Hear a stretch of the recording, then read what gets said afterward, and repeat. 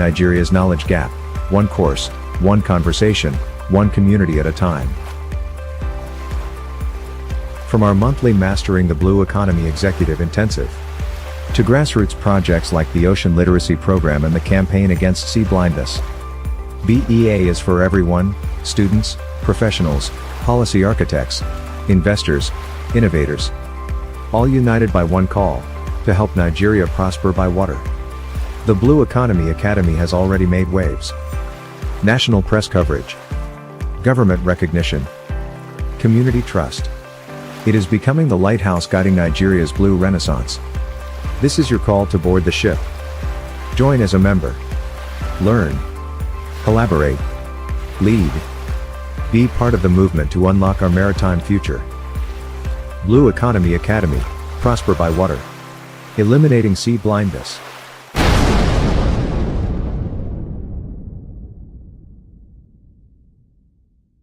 Hello, my name is Ubong Isien, West Africa's only certified speaking professional and Dean School of Eloquence. According to the Eloquence Institute, over 70% of notable people, public officials and leaders find it very difficult to speak in public. They do consultation. This is how reputations are wrecked, one dull speech at a time. So, if you are serious about not being part of this sad statistic, protecting your voice, your image, and your reputation,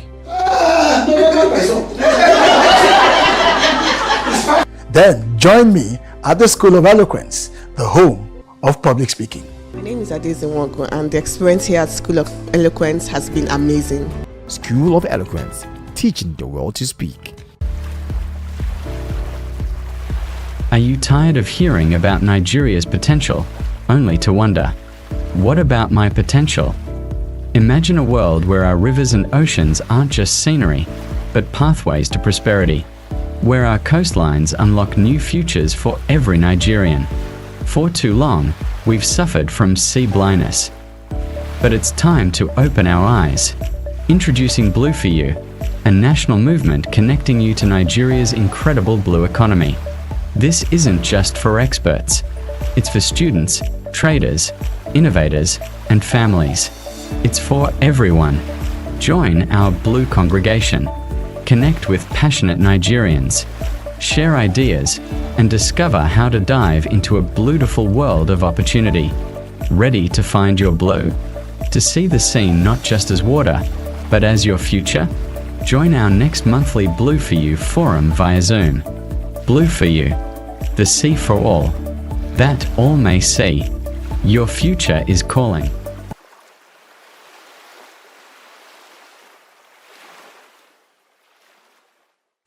Life at sea is difficult enough.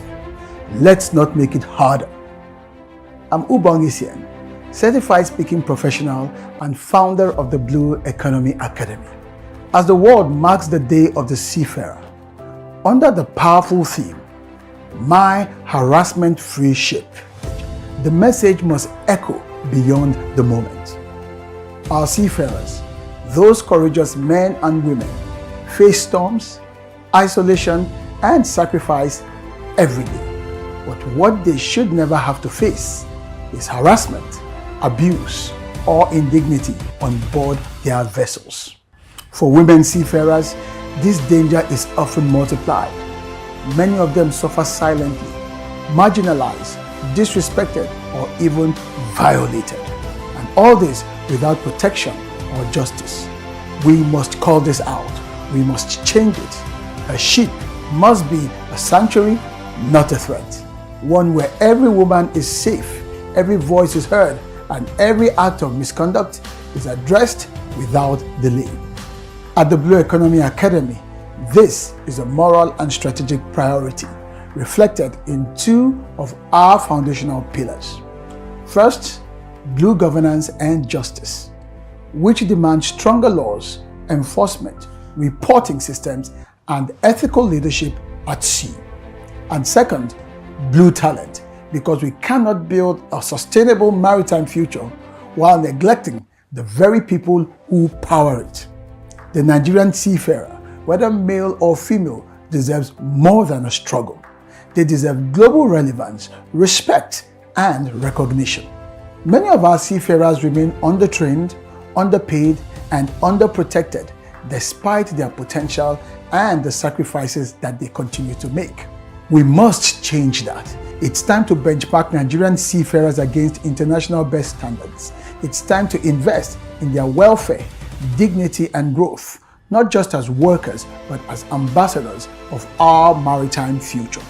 Let's make every ship a place of professional pride, mental peace, and personal protection.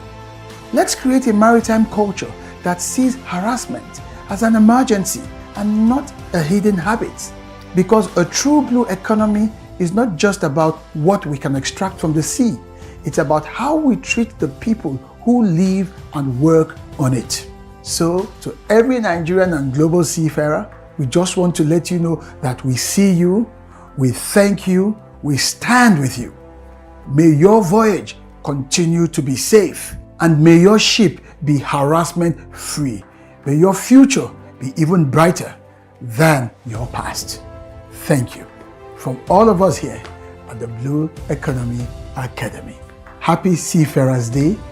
Indeed, it is your harassment-free ship.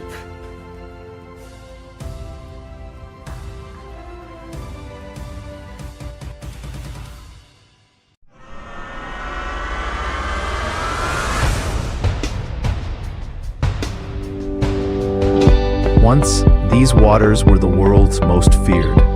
Piracy, theft, fear at sea.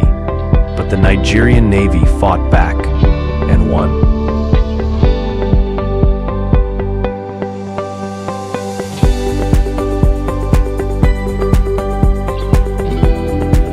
For 3 years, our seas have been calm. Piracy defeated, waters secured, the Navy victorious. But calm seas alone are not enough. What next? Empty coasts, idle hands, youths with no trawlers to work on.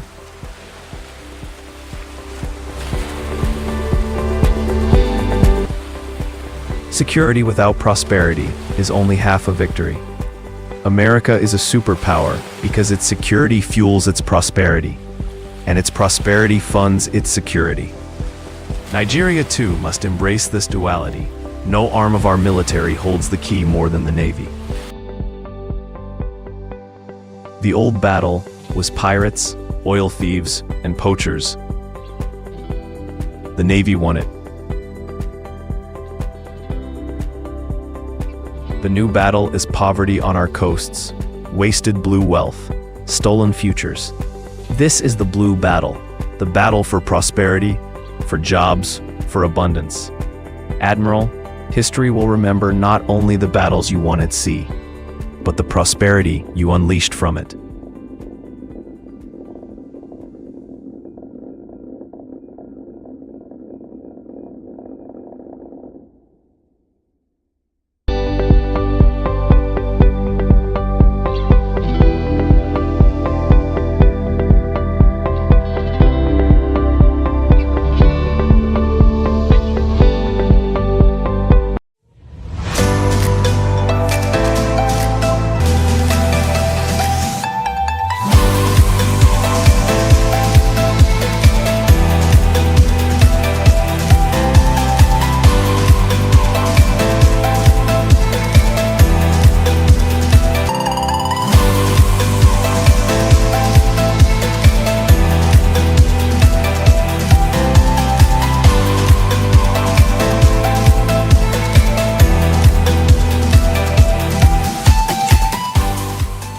Good day, sir.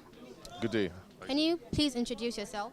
Yes, my name is Darren Phillips, Senior Special Assistant to the Governor on LSDPC matters. So we all know that public speaking is also tough. It's not just about speaking, it's also about handling tough situations. So I want to ask, why do you think people fear public speaking? Well, with what I've learned, public speaking, the issues most people encounter is the fact that they are thinking of how they look. They're thinking of what they're saying. They're thinking of themselves in that situation. But once you step out of that mindset and start thinking of what the people are going to benefit from that conversation, the knowledge you're going to spread, the information you're going to give them, that message across and get people to understand what you're saying. That was really beautiful. So I want to also ask, with the way digital economy is evolving, how do you think public speaking plays a role in the success of businesses in this digital era? I mean, with this digital era, especially the era of social media, everybody's concerned. Everybody's essentially a public speaker, because with your phone, you can talk to the world. That access has never happened anywhere in the world. But this time period, you have the voice, you have the platform to be able to talk to the world, which is the reason why most people should, not only learn public speaking, but communication. It's such an important and useful skill that you just have to engage in, you have to perfect, you have to constantly practice to get ahead in this digital world. Okay, thank you so very much, and thank you for your time. Have a lovely day ahead. Thank you so much. Good morning, sir. Good morning. How are you? I'm doing okay. You look good, by the way, and congrats on your induction, sir. Thank you very much. Okay, can we know you, please? Okay, my name is Dr. Lanre Ategbero. Okay. What do you do? I'm into real estate. I own a real estate company here in VI. We're into real estate agency, management, development, and all. Okay, so I want to ask you how public speaking has played a role in you pitching to clients or trying to pitch for a position or something in the real estate industry. Oh, well, public speaking is, it's part of our daily activities, because for you to market whatever product you have to speak with people, and you have to speak with them in a way they will understand to be ready to deal. Otherwise, it might be a put-off if you can't convey your information politely and accurately. So public speaking is part of our business. Okay, so do you have any special skill that you use to grasp the attention of audience or clients? Talk of that, well, that would be about the way I manage my clients in terms of the disposition. You give them this aura that will make them welcome to you, and they will be ready to do business with you, which is what I think I have. Thank you very much. I endeared my clients to me. I see that already. Thank you very much. Thank you for your time, sir. Have a lovely day. You're welcome. Thanks. You too. Bye. Good day, sir. Good day. Nice to meet you. Hey, my name is Comfort. My name is Kenny Wankwa. I'm a real estate agent, broker, and I'm also the Young Professionals Council president of FIAPSHI. That's really nice. So I want to ask how public speaking plays a role in building trust and credibility in the real estate industry, as you have to market land, apartments, and properties. How do you build trust and credibility with public speaking? Okay, I would say that public speaking is, I think, one of the best skills you can have. You can be underqualified, and if you speak well, people will in their mind, they'll qualify you higher. So I think it plays a role from the standpoint of communicating accurately, clearly, succinctly, makes people trust you more. It makes you sound more like you know what you're talking about, and people prefer to deal with people especially in this environment where there's like a huge trust deficit, especially in this country. When you speak well and you communicate the information and relay the information accurately and clearly and efficiently, it definitely buys you a great deal of trust. People are more likely to take you on your word more when you speak well. It helps you convey your message. If there's a value proposition that isn't obvious, being a well-spoken person and understanding public speaking can help you relay that in a way. And then also from the standpoint of diversity, being able to speak the various dialects people speak. Like I know, for example, I've had many situations where I'm dealing with like a local chief who is like, on Manilas and stuff and trying to broker some kind of deal, and that your eloquent university speak doesn't work there. Then you go to that guy and you speak the language that he speaks, which is its own form of public speaking. Like in Nigerian politics, you want to do a town hall in your local government. You're probably not going to do it in university English. So definitely that skill is huge in buying trust and, like credibility and cachet with people. Okay, well, Really wonderful. Thank you very much for your time and have a lovely day ahead. All right, thank you so much. Thanks for having me. Good day, sir. Good day, good afternoon, you're welcome. Can you please introduce yourself? My name is Estate Obianvalo Abdegani Jimo, a member of the FIAPSI family. I'm into real estate, though practice in the northern part of Nigeria, that is precisely Abuja, Kaduna, and Kano, respectively. Thank you very much. Okay, so I want to ask you how public speaking has helped you when speaking in public and how you handle tough questions or objections during public speaking. Public speaking, I think, though I would say as the public relation officer, as a PRO, Kaduna State branch of the Nigerian Institute of Justice and Values, I say I speak more in the public, and that has kind of like built my confidence when communicating with people, seeking people's opinion and making your own opinions, getting across your own opinion to the others as well. And speaking in public, I think it goes a long way. Apart from the talent, it also has to do with training. It also has to do with learning and other skills involved. Okay. So I want to also ask, do you think public speaking is inbuilt or you can actually learn it, or it is like natural, like a talent? Yes. Number one, there are those with that talent, so we can say it's inbuilt. However, apart from the inbuilt talent, I can categorically say it has to do with learning also. Because for you to be able to speak in public, you need to first of all identify the kind of public you want to discuss with and the kind of event you want to speak, you want to kind of go into. Is it a formal event, is it a semi-formal event, or an informal event? Because that will guide you in your way of communication, in your way of processing your ideas to the people on, so let me say to the attendees, those who are present at such events. So it also has to do with learning also and training for you to be able to kind of communicate with people effectively. Thank you so very much for your time. Have a lovely day. Thank you. And I can say I want to use the opportunity also to thank the CEO of Achievement Channel. And why I said it is that today it's because I also speak in public also. It kind of like give me another dimension to mode of speakings, because first of all, apart from we all understand that you need to kind of like introduce your theme, you need to introduce your topic, it's also give me another perspective which has to do with involvement, which has to do with engagement, because without the engagement, even speaking in public has a long way to go. Yes, because seriously today, this afternoon, I've also learned some things. Because I have to take my pen and pick my pad to take one or two things down, because it gave me an idea that when trying to introduce your topic, apart from the fact that you need to read your audience, it also has to do with bringing facts from the background of what your topic is, and try to use that background to base what's your topic inside, which has to do with training. Yes, it has to do with training, and that's very good. At least I've learned one or two things from him. Thank you very much. Okay, thank you very much, sir. Good day, sir. Can I know you, please? Well, my name is Estate Surveyor and Valuer Honorable Ayodeji Ejalonibo Amodu. I'm currently the Senior Special Assistant to Mr. Governor, Mr. Celebu, Mr. Infrastructure, Mr. Housing, where I am, of Lagos State, Mr. Babajide Olushola Sanwo-Olu, the Executive Governor of Lagos State.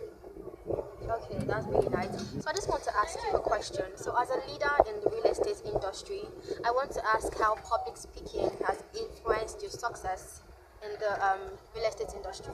Well, thank you very much. To say the fact, I love public speaking because I had a stint with public speaking, because at some point I had a degree in public relations and advertising. And if you actually study public relations, that was at a postgraduate level at Nigerian Institute of Journalism. That back then, by about 2000, about 25 years ago, in public relations, it's a course you actually take, public speaking. And public speaking helps you to actually express yourself. It gives you some sense of expression.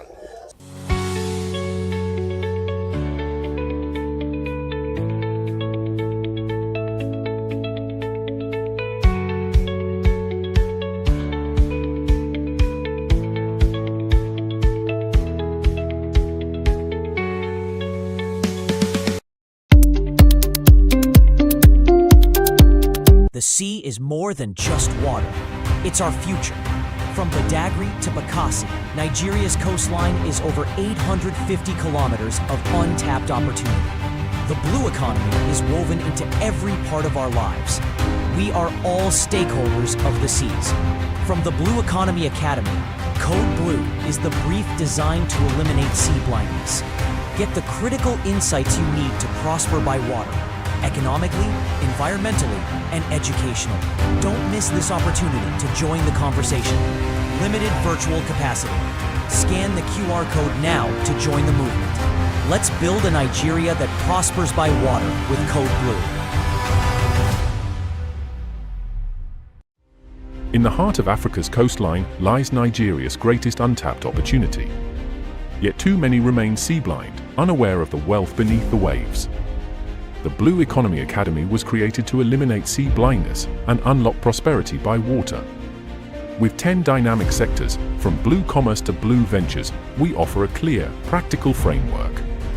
Join as a student, professional, executive, or a titan of the ocean economy. Gain access to premium courses, join national working groups, and connect with a growing community. Let's make the blue economy work for Nigeria. Join the tide of change. Become a member of the Blue Economy Academy and help Nigeria prosper by water.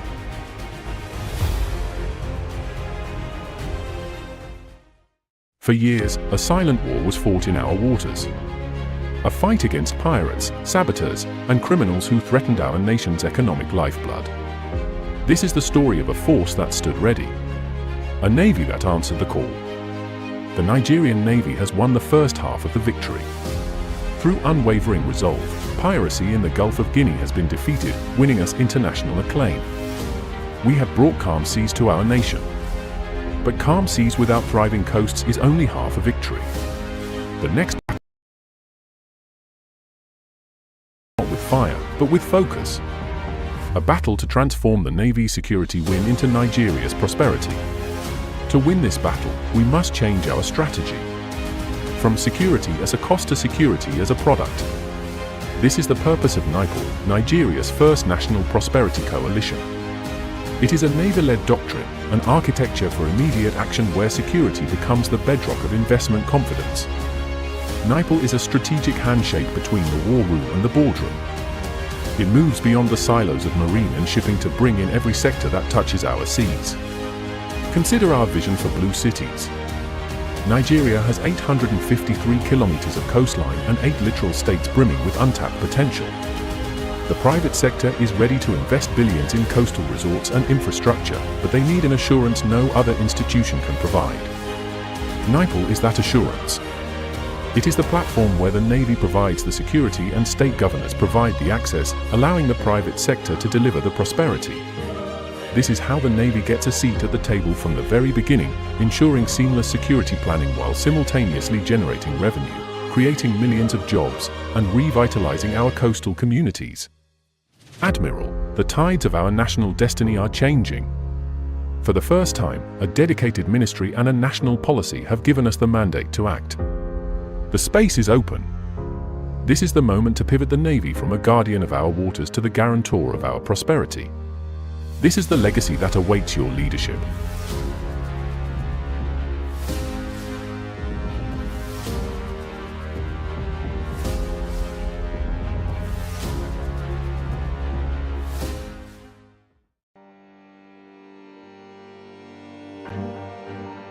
When storms hit, mangroves stand between destruction and survival.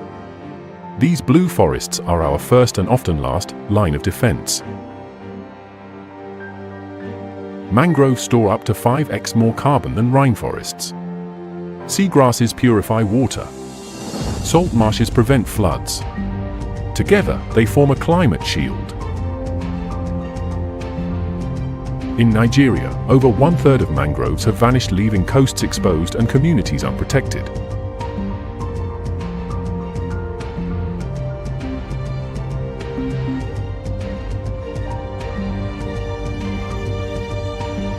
What we lose in trees, we pay for in floods, hunger, and heat.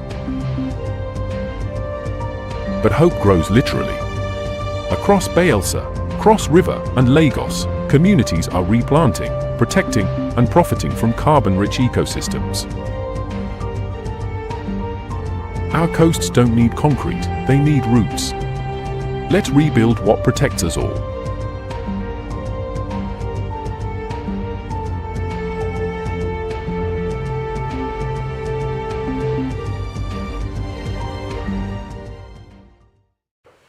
Nigeria has officially entered Code Blue, a new chapter in ocean intelligence powered by the Blue Economy Academy. Code Blue is our monthly national briefing series that brings together policy minds, industry leaders, and civic stakeholders to make sense of the opportunities that lie offshore, underwater, and on our coast. This is where we turn maritime insight into national strategy. Our maiden edition on July 29, 2025 sets sail with a landmark focus: blueprints to reality, mainstreaming Nigeria's 10-year marine and blue economy policy. We will unpack what the policy means beyond the paper and spotlight what government, industry, and of course citizens must do to implement it. With reflections from key public and private players, Code Blue aims to move Nigeria's blue economy from vision to value. Join us for this inaugural virtual voyage. Let's deepen the maritime awareness, shape national direction, and anchor new conversations that make Nigeria prosper by water. Welcome on board. Nigeria has officially entered Code Blue, a new chapter in ocean intelligence powered by the Blue Economy Academy. Code Blue is our monthly national briefing series that brings together policy minds, industry leaders, and civic stakeholders to make sense of the opportunities that lie offshore, underwater, and on our coast. This is where we turn maritime insight into national strategy. Our maiden edition on July 29, 2025 sets sail with a landmark focus: blueprints to reality, mainstreaming Nigeria's 10-year marine and blue economy policy. We will unpack what the policy means beyond the paper and spotlight what government, industry, and of course citizens must do to implement it. With reflections from key public and private players, Code Blue aims to move Nigeria's blue economy from vision to value. Join us for this inaugural virtual voyage.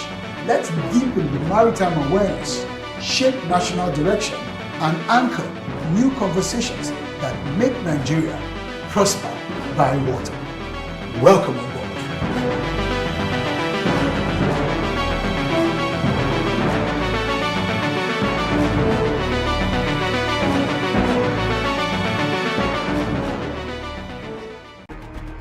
We've mapped the moon better than our oceans.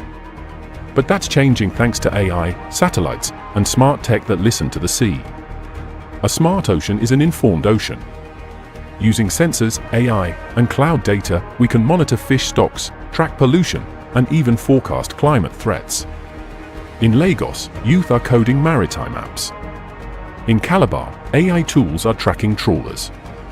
In Bayelsa, fishermen use SMS alerts to avoid toxic blooms. From oil tracking to weather alerts, data is becoming Nigeria's most powerful coastal tool.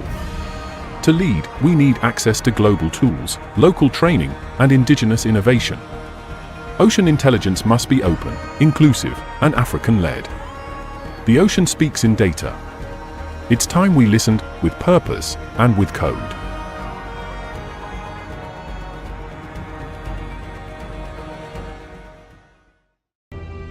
In the heart of Africa, a giant sleeps. Blessed with endless shores, intricate rivers, and vital lagoons, Nigeria holds a destiny written in water. Yet, for many, this vast inheritance remains unseen, a quiet backdrop to our daily lives. We call it sea blindness, the inability to truly see the lifeblood that flows through our nation. This blindness isn't just about what we don't see, it's about what we lose. Opportunities for jobs, for sustainable food, for clean energy, for global trade, slipping through our fingers. But one voice, and now a movement, dares to challenge this silence. We are a water-blessed nation. 853 kilometers of coastline, nearly 10,000 kilometers of inland waterways. This isn't just water, it's blue gold. It's our future, our prosperity, our collective well-being. The Blue Economy Academy is not just about identifying the problem, it's about igniting the solution.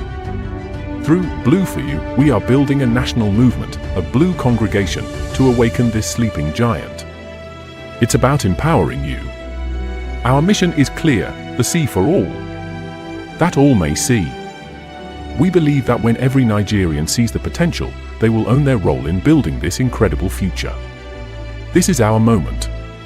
The time to turn potential into prosperity, to heal our waters, and to build a beautiful world for ourselves and generations to come. Your journey into the blue economy starts now. I invite you. Join our monthly online forums, become part of our Blue congregation. Let's share ideas, ignite passions, and together transform Nigeria's destiny. Your future is calling. Answer the call. Dive into your blue.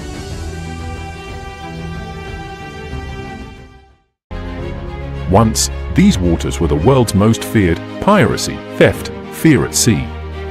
But the Nigerian Navy fought back and won.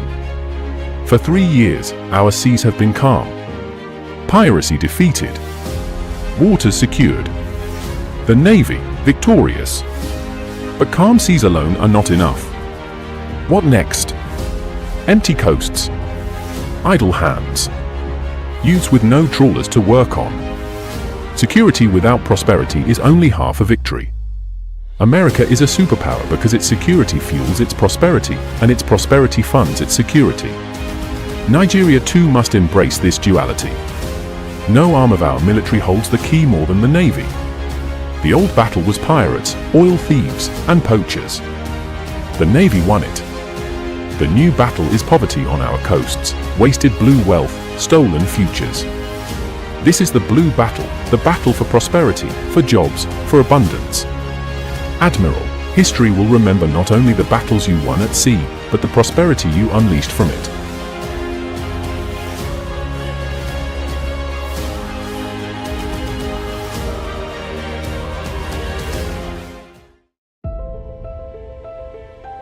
The ocean is Nigeria's greatest untapped treasure.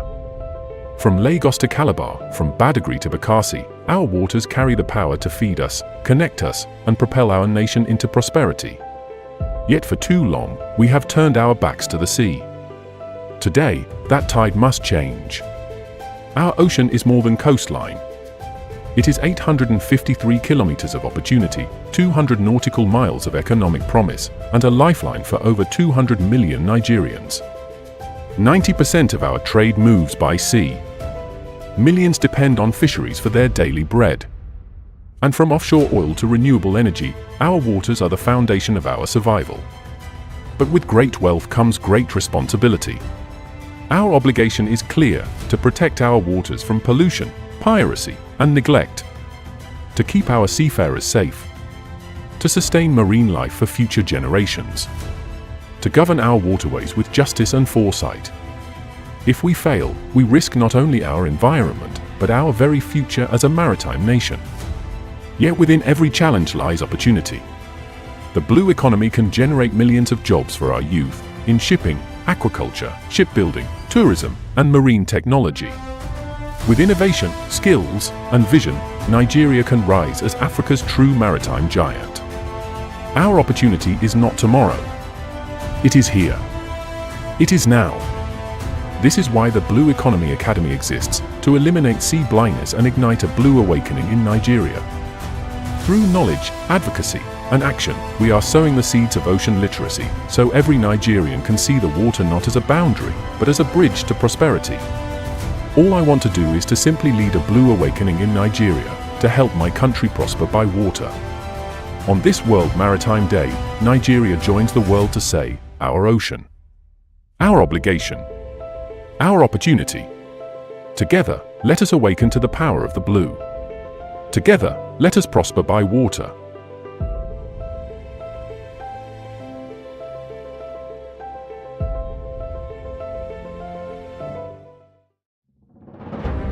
The blue economy, a multi-billion-dollar frontier trapped by policy silos and regulatory gridlock. To unlock this wealth, technical expertise and political action must align. I founded the Blue Economy Academy to provide the leadership required. We convene the experts. We assemble a cast of policymakers, industry players, and financiers every month to huddle around prevailing ocean matters. Code Blue is Nigeria's monthly ocean intelligence brief. We convert ocean intelligence into policy action, milestones, and investments. Access the strategy now. Scan the QR code. Stop talking potential. Start executing the plan. Prosper by water. Glue. Code. Activate. Code Blue, a new chapter in ocean intelligence powered by the Blue Economy Academy. Code Blue is our monthly national briefing series that brings together policy minds, industry leaders, and civic stakeholders to make sense of the opportunities that lie offshore, underwater, and on our coast. This is where we turn maritime insight into national strategy.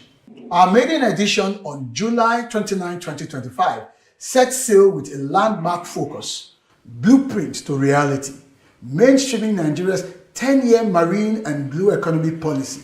We will unpack what the policy means beyond the paper and spotlight what government, industry, and of course citizens must do to implement it. With reflections from key public and private players, Code Blue aims to move Nigeria's blue economy from vision to value. Join us for this inaugural virtual voyage. Let's deepen the maritime awareness, shape national direction, and anchor new conversations that make Nigeria prosper by water. Welcome on board. The ocean covers more than 70% of our planet. It generates life, connects economies, and holds boundless opportunities for sustainable prosperity. But for too long, Africa, and Nigeria in particular, has overlooked the vast potential of the blue economy. That's why we created the Blue Economy Academy, BEA, to equip professionals, policymakers, and entrepreneurs with the actionable knowledge to unlock the wealth of our ocean-based industries. The Blue Economy Academy is Nigeria's first specialized training hub, focused on preparing industry leaders for the evolving ocean economy. We train professionals in maritime, fisheries, offshore energy, coastal development, ocean finance, and governance, providing them with knowledge you can use. Our training model is built on 10 core pillars, covering every major sector of the blue economy, from sustainable shipping and offshore energy to ocean governance, climate resilience, and entrepreneurship.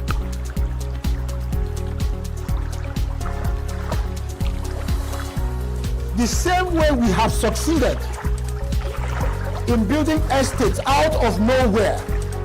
There are places that are estates today that 10 years ago, if you mentioned it, and I still cringe that you mean there's an estate that would I love to live in those places. But when you see the drone view of those estates, when you hear people telling you that they live there, it's a miracle what the real estate sector has been able to accomplish. And we now know from the current rebasing of the GDP, the preliminary submission is that real estate has overtaken oil and gas in terms of GDP performance. Whether you're a government official, a business leader, or an aspiring entrepreneur, the time to engage with the blue economy is now. Join us at the Blue Economy Academy and let's shape the future of ocean prosperity together.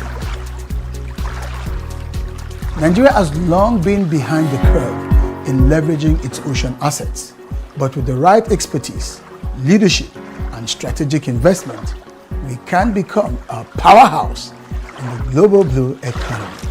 At BEA, we do more than teach. We create industry impact by fostering innovation, partnerships, and investment opportunities in ocean-based sectors.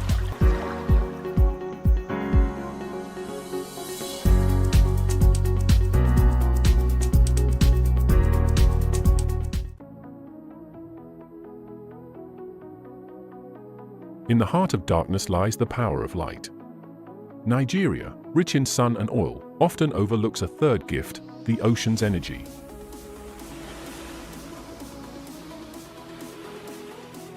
Tides that never sleep, waves that crash with force, winds that sweep the Atlantic. Nigeria's coastline holds immense, renewable energy waiting to be tapped.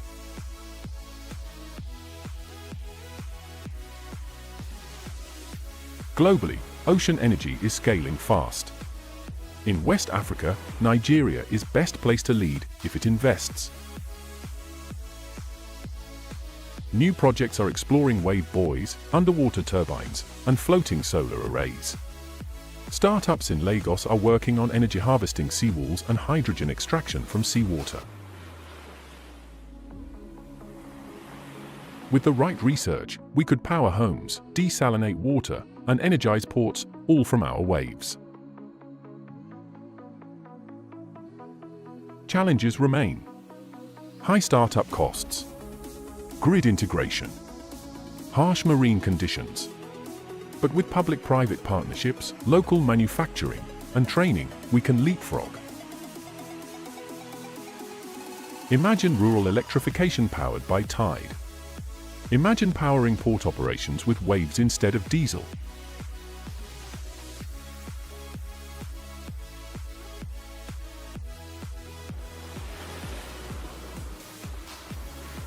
Our oceans move endlessly, so should our imagination. The future of energy isn't just under our feet. It's rolling in, wave by wave.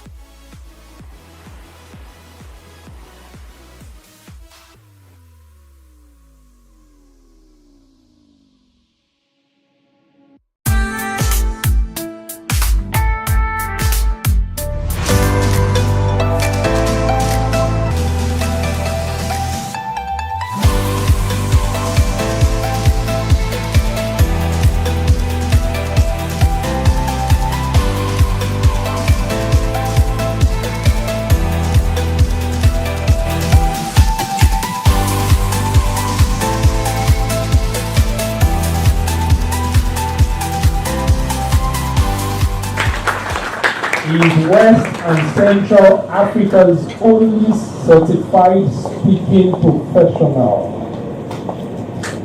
A powerhouse in public speaking, leadership development, and maritime strategy.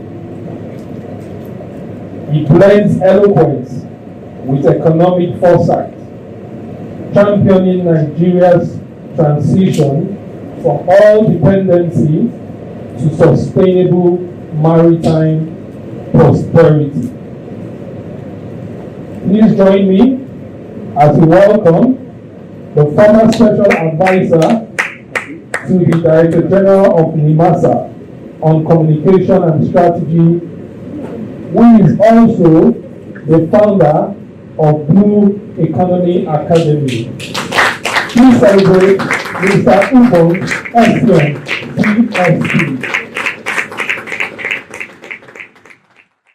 With regards to our business here today, in 2020, I had a fantastic privilege of being invited by the then DG of NIMASA, Dr. Bashir Jamu, to be a special advisor on strategy and communications. I was managing my business, teaching public speaking and communication skills to very high-profile people. He was one of my students back then, and he felt, you can't be here, you need to come and work in government. And I said to him, hell no. Those are my words to him. Hell no. Leave me alone, let me mind my business.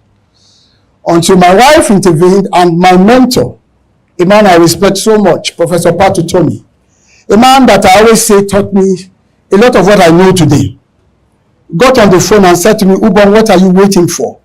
You need some experience in government.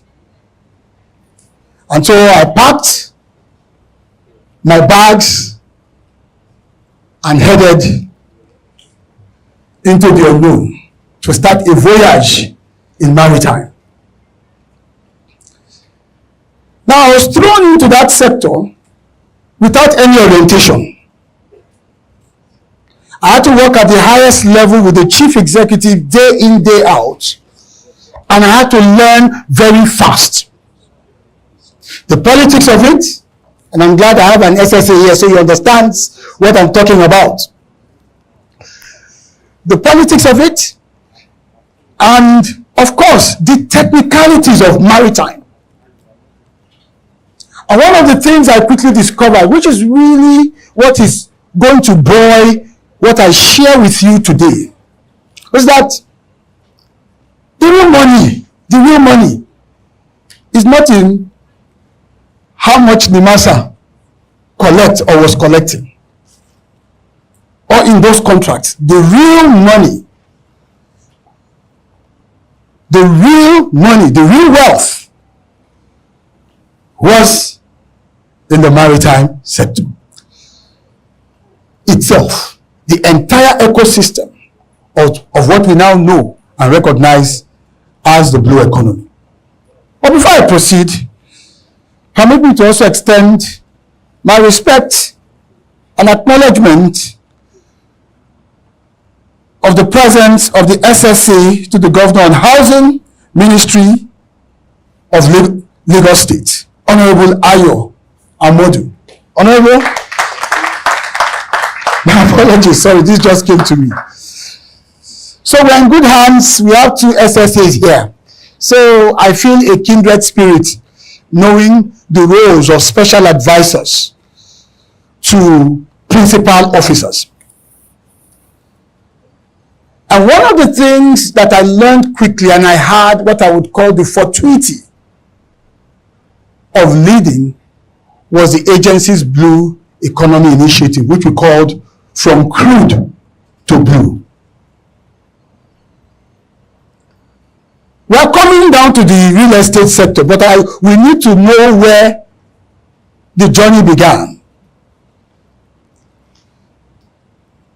In other words, we have to start a conversation about our reliance on fossil fuels.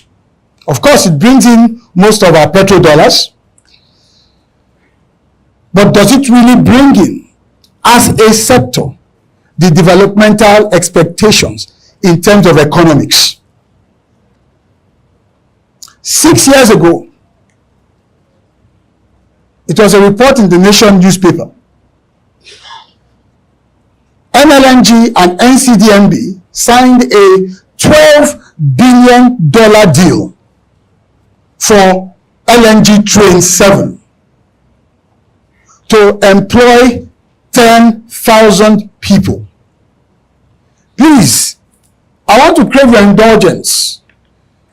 Let's just deal with estimate values here. Can someone help me calculate $12 billion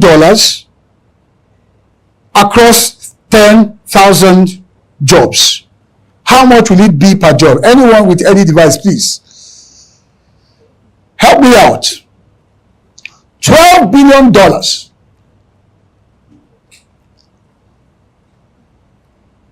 by 10,000 jobs.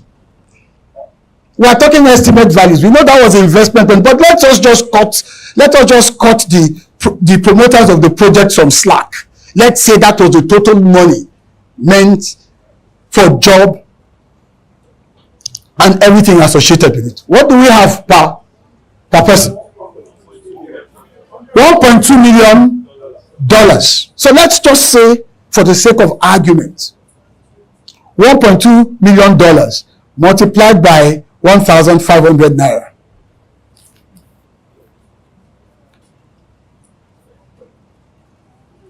How much?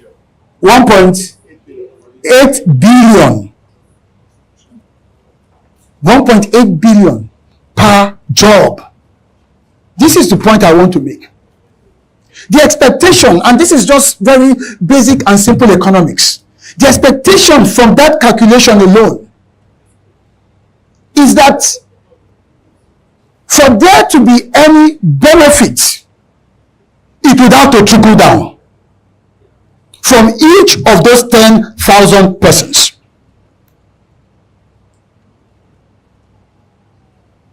What is called trickle-down economics.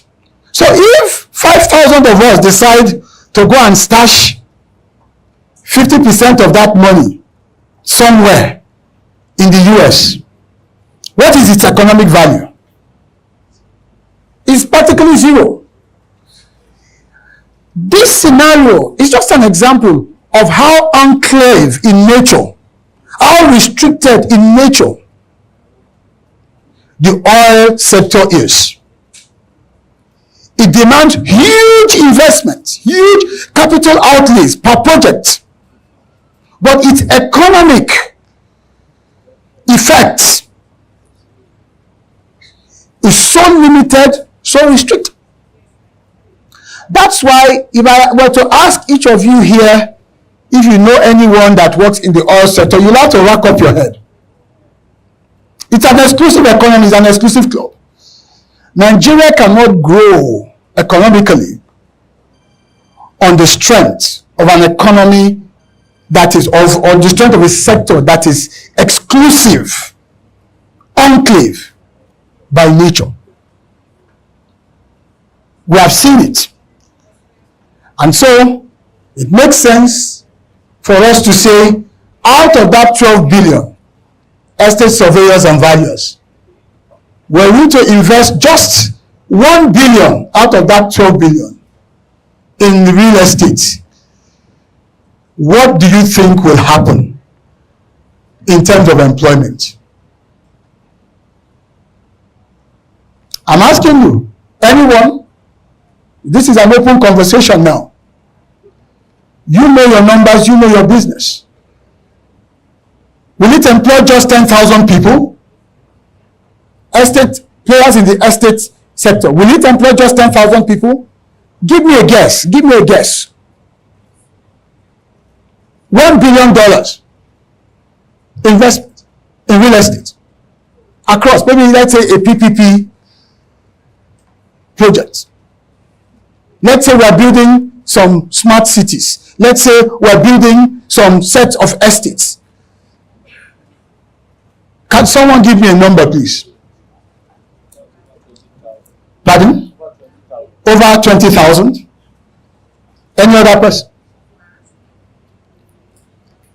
It certainly will be much more than 12 billion to 10,000. So I share this with you to present to you a picture of two cities, a tale of two cities, or a tale of two economies. Oil and gas, which we have relied upon to drive our economy, and then the blue economy, which in itself is an emergent economy, an expand sector. And we're going to see some of the thinking behind it. And if I am able to help everyone in this room, whether you're a policymaker or a practitioner, to shift your thinking, then the possibilities will be endless. So, the blue economy and the real estate development, the sea of opportunities before us. The World Bank tells us that if the ocean were a country, it would be the 7th largest economy in the world. Let's start with that premise. The 7th largest economy in the world. The 6th largest economy is the UK. So after the UK, the ocean economy would be the 2nd largest in the world. For very obvious reasons. 70% of our planet is water. 70%. And the economic sustenance of the planet itself, apart from the biology of it, is water. How? Global trade.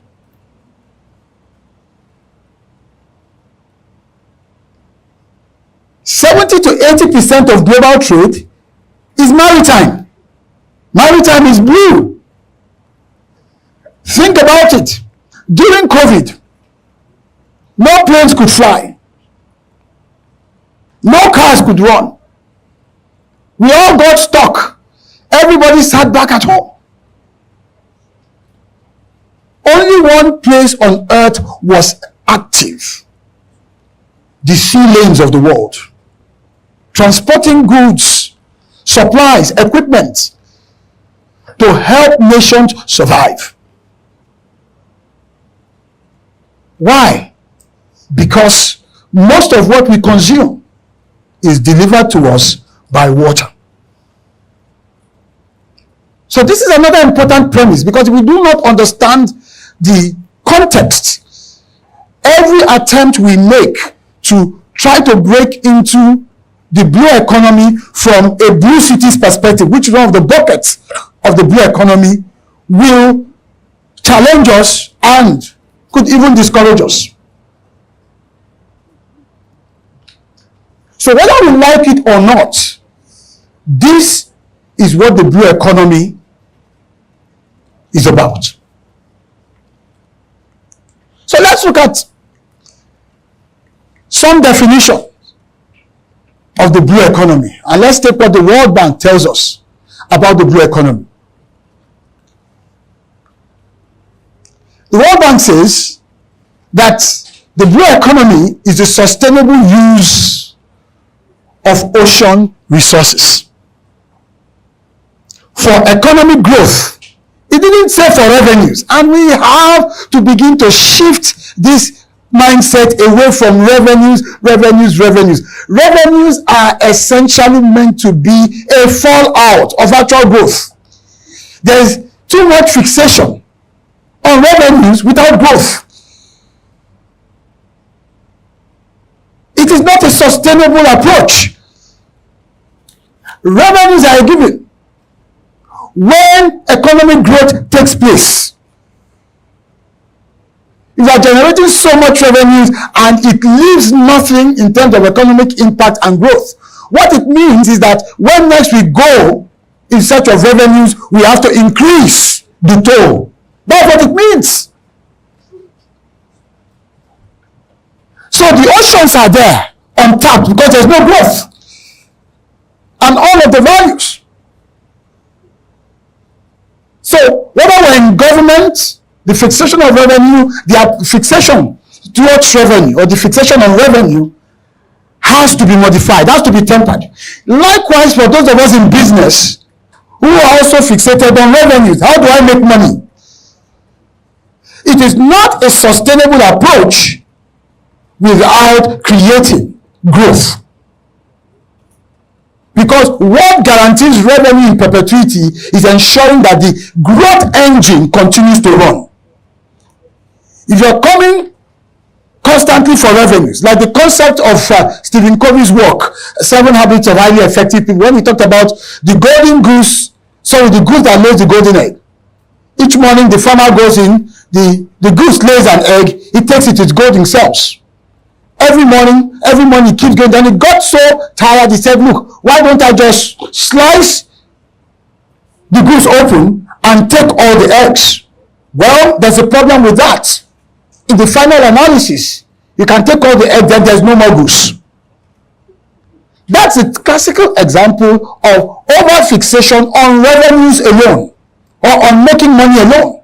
There must be growth. The farmer ought to have been thinking of, oh, all right, I have one goose laying a golden egg. What do I need to do to expand capacity?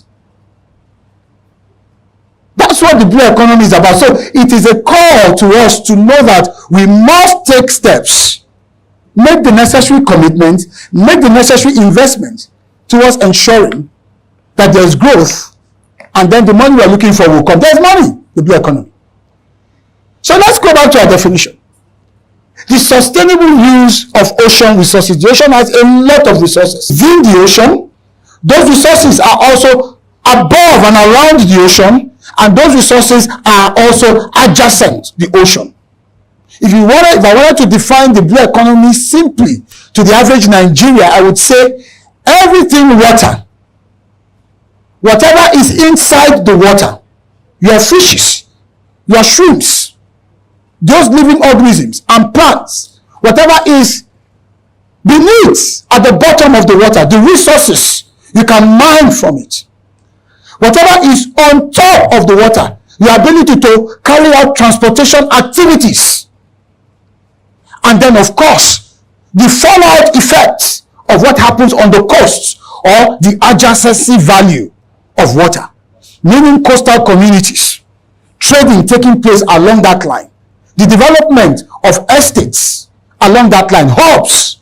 That entire ecosystem would be my own definition or explanation of what the blue economy means, so that the average Nigerian understands it and appreciates it, because Nigeria is a coastal state. Nigeria is supposed to be thriving via the blue economy. That is the understanding we are yet to inject fully into our minds. Many people live in Lagos but don't even have that appreciation that Lagos used to go by the appellation state of aquatic splendor. Now that sounds like a mouthful. But that's blue economy. When we use these ocean resources, certain things must happen. First, economic growth. Second, improved livelihoods. There are people living around water bodies that are worse off. That is not blue economy. That's like brown economy. They are worse off. So that's not blue economy. It must improve their livelihoods. So whether it is to enable them go to schools, go to good schools, get medical support, and be as comfortable and have some measure of decency, improved livelihoods, it's a factor. And then, of course, it must create jobs. Jobs. It must create jobs.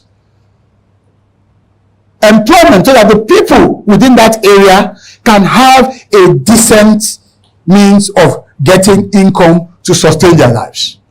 And then, lastly, it must also preserve the health of the ocean ecosystem.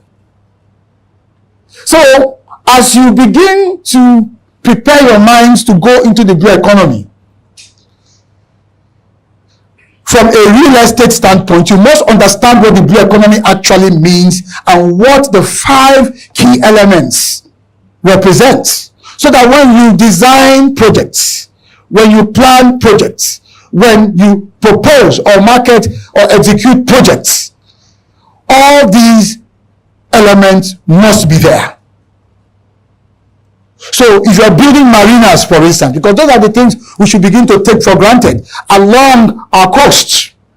If you're building seaside estates, luxury estates, hotels, which cost so much more to be in, or take, we shouldn't go too far, take the Eco Atlantic, for instance. If you're doing all of this, you must keep in mind whether you're participating as a financier or participating as a transaction advisor or participating as a natural builder. You must keep these things in view.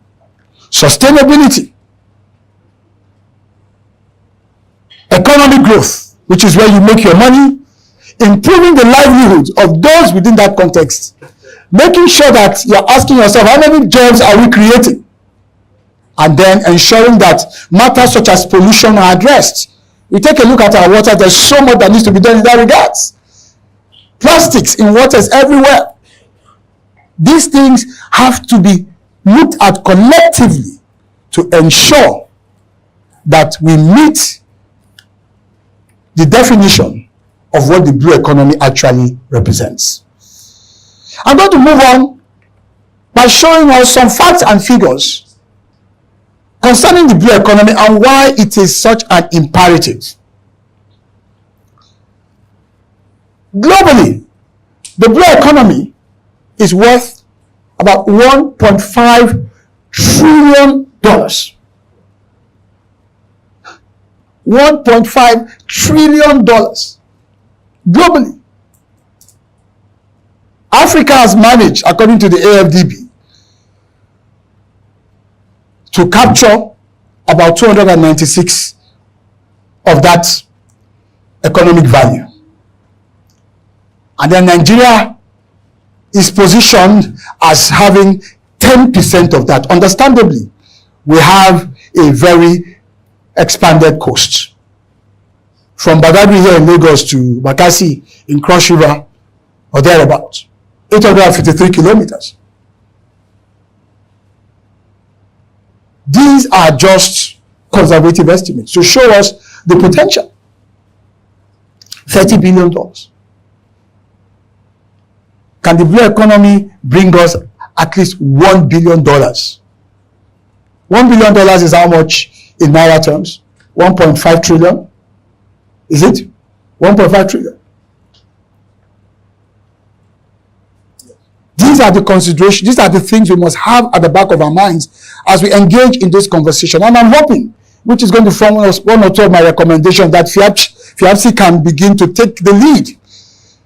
Not just in advocacy. We are past the stage of advocacy. We are way, way, way behind. I'm talking now about engagement. Reaching out. Reaching out. Yes, we need policies. But don't wait for policies. I remember one of my famous motivational quotes. I used to do a lot of motivational speaking when I first started out some 25 years ago. It says, I couldn't wait for my ship to come in, so I had to swim out to it. I couldn't wait for success to come to me. Yes, that's the exact quotation. I used to use it back then. If you ever read the Achievers Manual that I published back in the day, I couldn't wait for success, so I had to swim out to it. So FIABC, NIESB, that's the mindset you must have. You do have government officials here. I am sure for a state like Lagos, Lagos is the center of excellence. Lagos always leads. There are some policy initiatives. We see that even in the various designations. But there are some policy elements that you are going to have to be the one to prod them to do. That's why it's called private sector-led initiative. 13 years ago, Jeff Bezos, founder of Amazon, because he wanted to deliver packages swiftly, after starting Amazon Prime, which was one-day delivery, was not satisfied with just one-day delivery, he wanted instant delivery. So what did he do? He started test-running drones to deliver packages within 30 minutes. That was 13 years ago. So 2002, yeah, 2025, 13 years ago.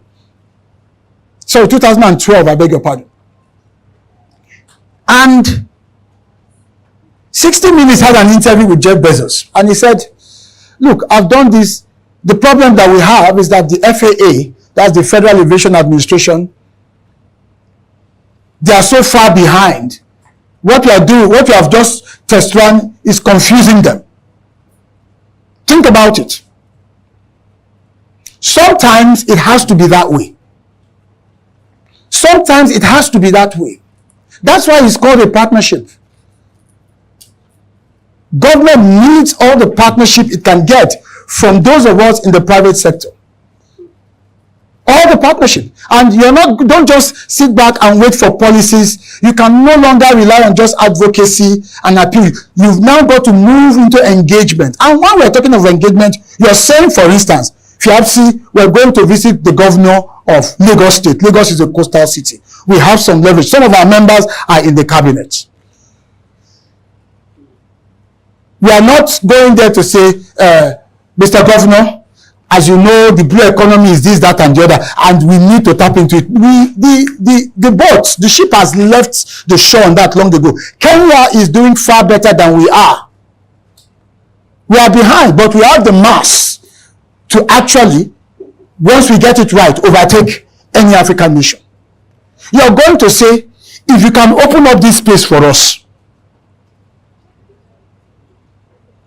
PPP arrangement, the final say on occupancy is the governor. The same way we have succeeded in building estates out of nowhere. There are places that are estates today that 10 years ago, if you mentioned it, I still cringe. That you mean there's an estate there. Would I love to live in those places? But when you see the drone view of those estates, when you hear people telling you that they live there, it's a miracle what the real estate sector has been able to accomplish. And we now know from the current rebasing of the GDP, the preliminary submission is that real estate has what? Has overtaken oil and gas in terms of GDP performance. That should tell us that there's something there. We should all be paying attention to it. So you've worked this miracle on the land. We're saying it's time to take your miracle prowess to the waters.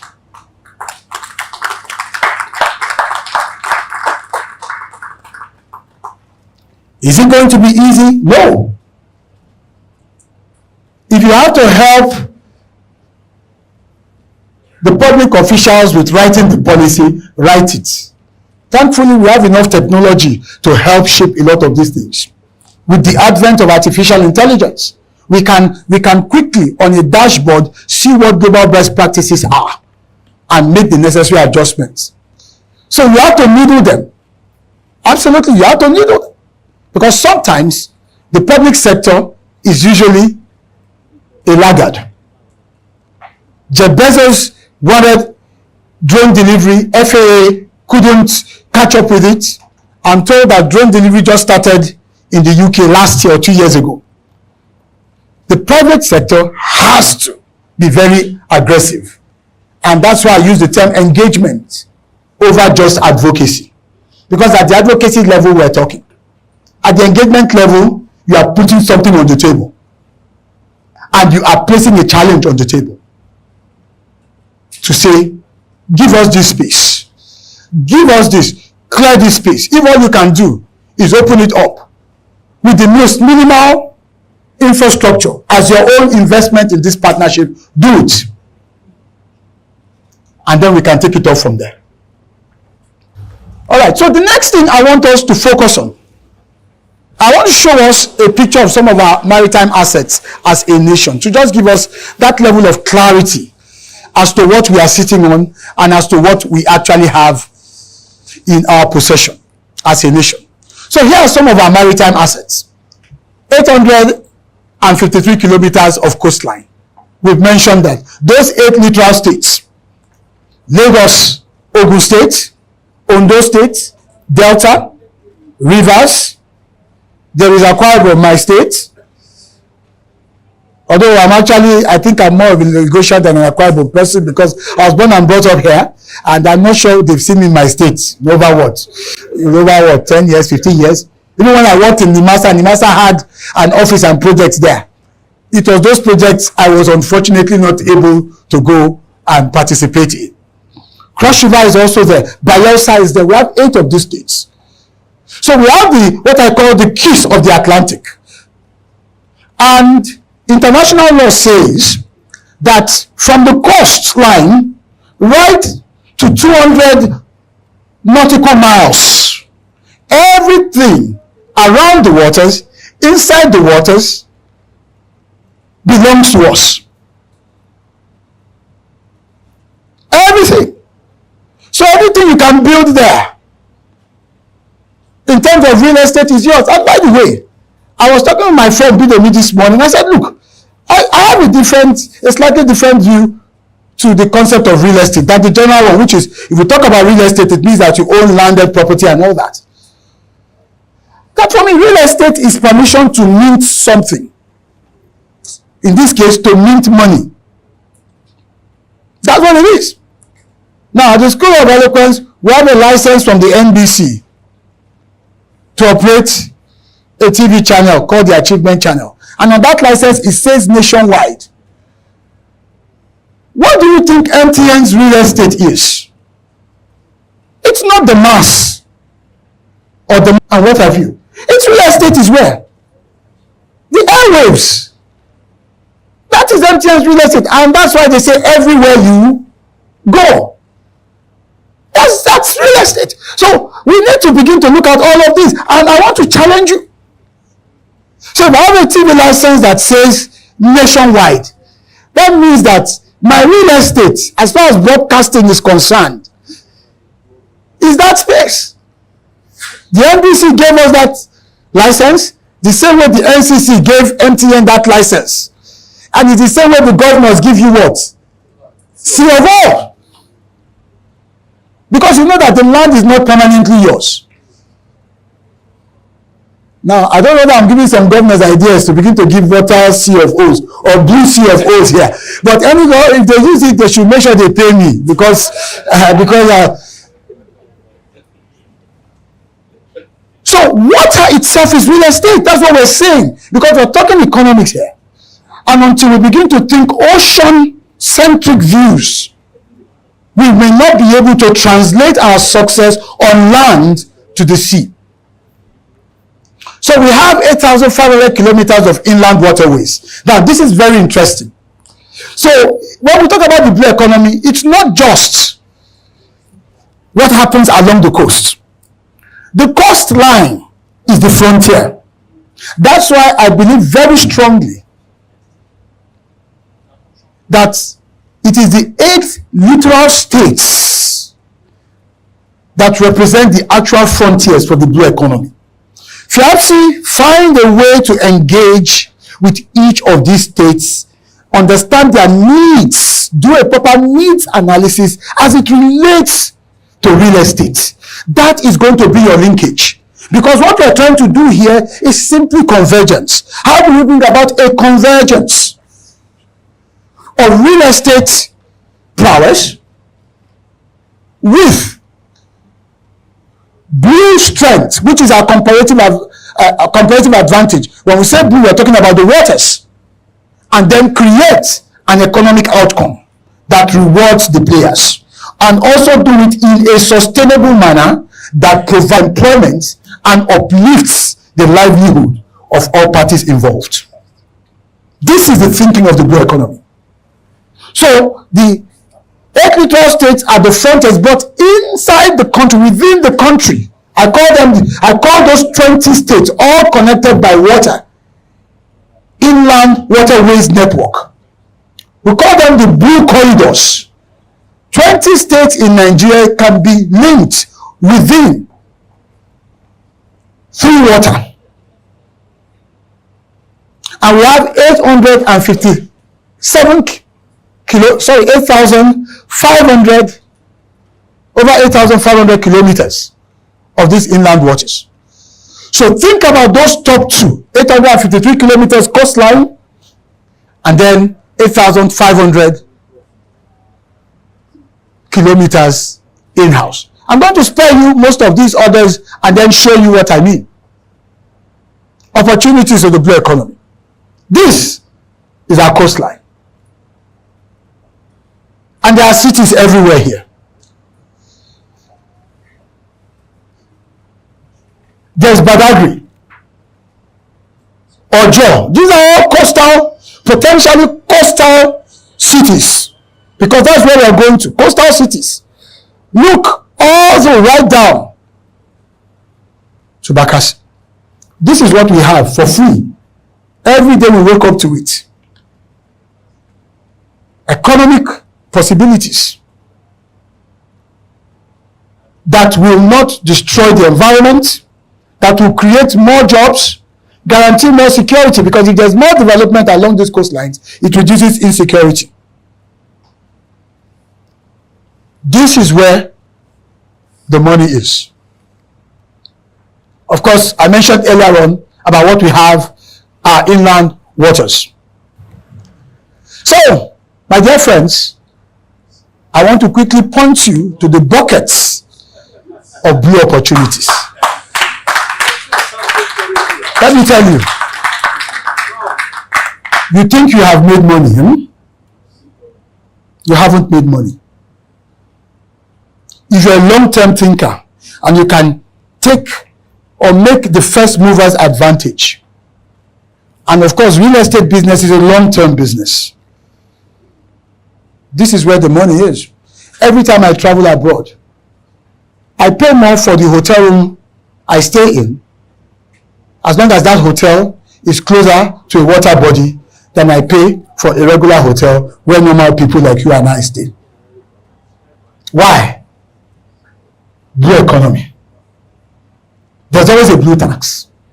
We are enjoying this fresh breeze. I stayed at one hotel in Greece called Kiani Atti 2 years ago when I attended Posidonia, which is the annual event on maritime, on shipping globally. Because the Greeks are the leaders. The Greeks control about 30% of shipping globally. That's why they could manage their major economic crisis. Their economy, their maritime strength, their blue strength was out of this world. Countries like Singapore, all they are doing, they control 25% of maritime labor, seafarers. So imagine what those young boys from ships are repatriating. It gets to a point where nobody is bothering about revenues that government is collecting, but the collective effect, the collective blue effect from blue activity is significantly flowing in. I'm not just talking about trickle down when one person makes $1 million. No, that's trickle down economics. It's risky, it's unpredictable. But when it is a flow and it flows, you know that everything in that hemisphere is going to feel the effect of the current. That's the power of the blue economy. So when we are showing you this rug of water that we are lifting, we are showing you that, let me use a Yoruba expression, Nkombembe. That's what we're telling you. That's what we're telling you. So it's a bucket of blue opportunities. So I'm just going to leave you, before I go into Q&A, by just showing you the 10 buckets of blue economic activities so that you can decide which one you want to fetch from. The 10 bucket. That's why we call this an expanse economy. You don't need to be too sophisticated, having learned special drilling skills to participate. Just look for which bucket is nearest to your capability and begin to show interest. So what are those 10 buckets? At the Blue Economy Academy, I founded the Blue Economy Academy after my time in Nimasa. I said to myself, okay, I've had government experience. And it was a fantastic privilege, and I'll always be thankful to my boss, Dr. Jambo, who fought tooth and nail. He fought his way to ensure that I took up that job, up to the point of getting my wife involved. You know, when your wife comes and says to you, why don't you rethink it? It means that even in your house, you can lose elections. I'm telling you. That's what it means. And so I took on that job, and I learned a lot because I actually participated. All the things we did, we came up with a document called From Crude to Blue. I was sharing that with the chairman, with the chairman of Lagos FIAPSI. Sorry, Lagos NIESB earlier on. And so these are the buckets I want to show you at the Blue Economy Academy, which was what I started after I left Nimasa. And look, I don't want this knowledge to go to waste. Let's begin to share knowledge, inspire people, educate people about the blue economy. So there are 10 buckets, and this is where I'll leave it and take questions. Bucket number 1, as you can see, is what we call blue what? Blue commerce, trade, shipping, movements of goods and services. Can you imagine blue commerce?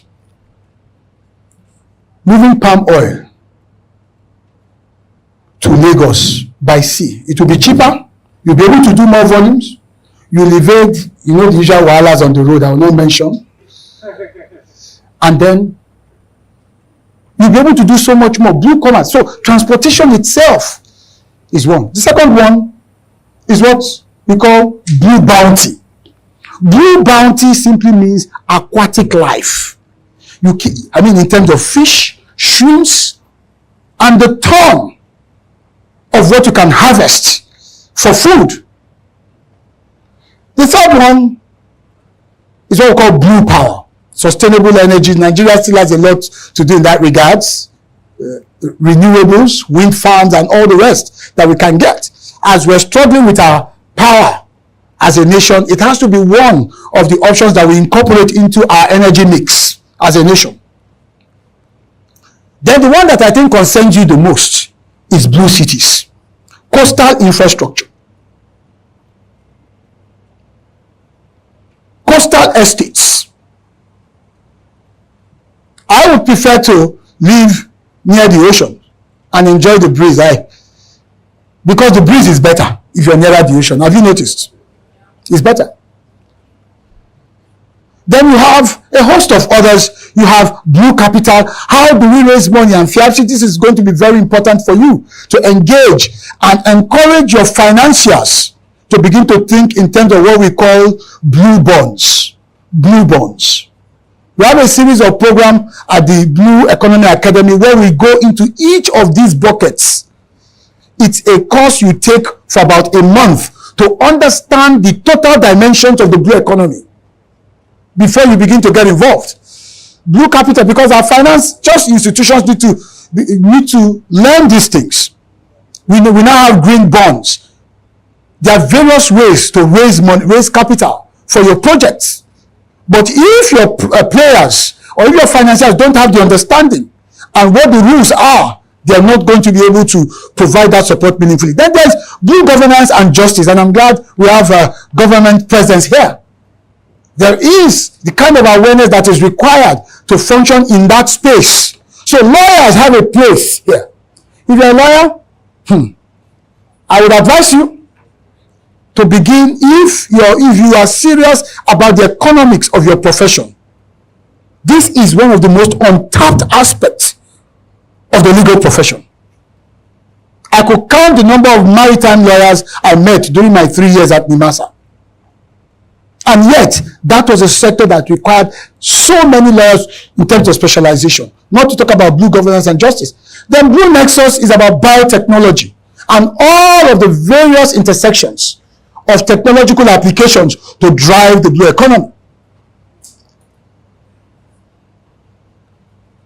Then we have blue climate. It's very important.